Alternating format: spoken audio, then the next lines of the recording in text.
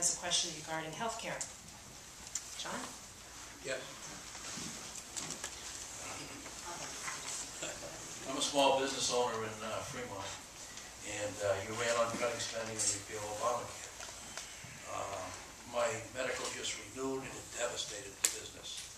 The policy, we couldn't keep the existing one, and the one that replaced it increased drastically. We had to get rid of that. You had a chance this month to pull $105 billion from Obamacare, defunding it by voting no on the continuing resolution. You did not.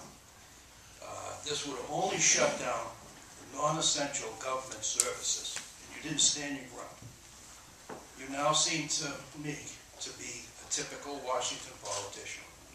Therefore, I've come to the conclusion that we the people have to work through our state reps to use the 10th Amendment against the unconstitutional federal laws coming out of Washington.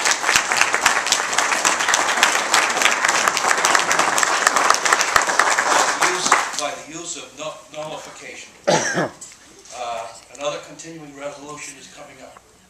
Are you going to pull the $105 million and vote no? Well, let me explain for anyone who doesn't know what was your first name, sir?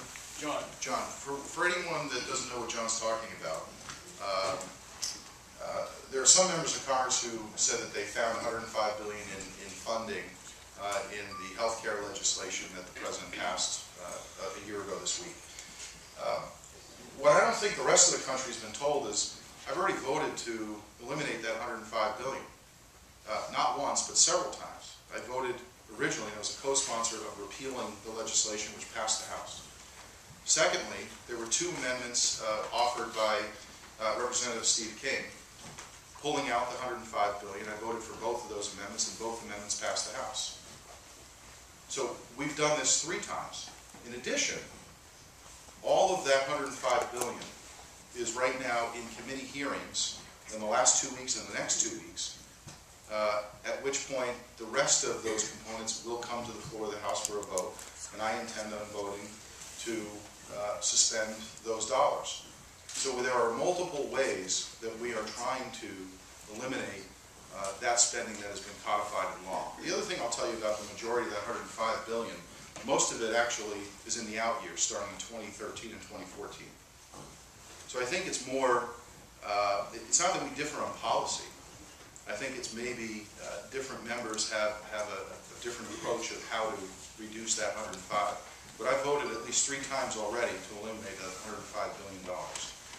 I've also voted to eliminate the entire trillion.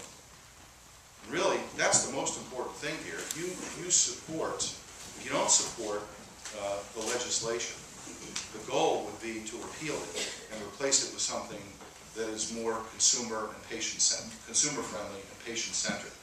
And that is what the goal of the House is. There is some difference of opinion amongst House members on how to get there, but we all agree that it has to go. If none of that happens, then it's going to have to be up to the states. The sovereignty of the states to block. I don't disagree. Yeah, there's 2 different. The states came first, and they allowed the federal government to do it. I don't disagree with your statement. We're doing everything we can in the House. We've already repealed it. We're now taking piece by piece and sending them into committee, reviewing in committee, and coming back to the floor of the House. We also have the legislative, the lawsuit components that are moving forward. So I think we have the same objective. It's just a matter of how we get there.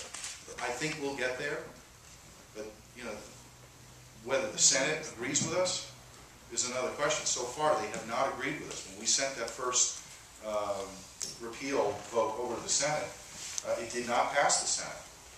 So we're trying to do it piecemeal, and we'll continue to do that.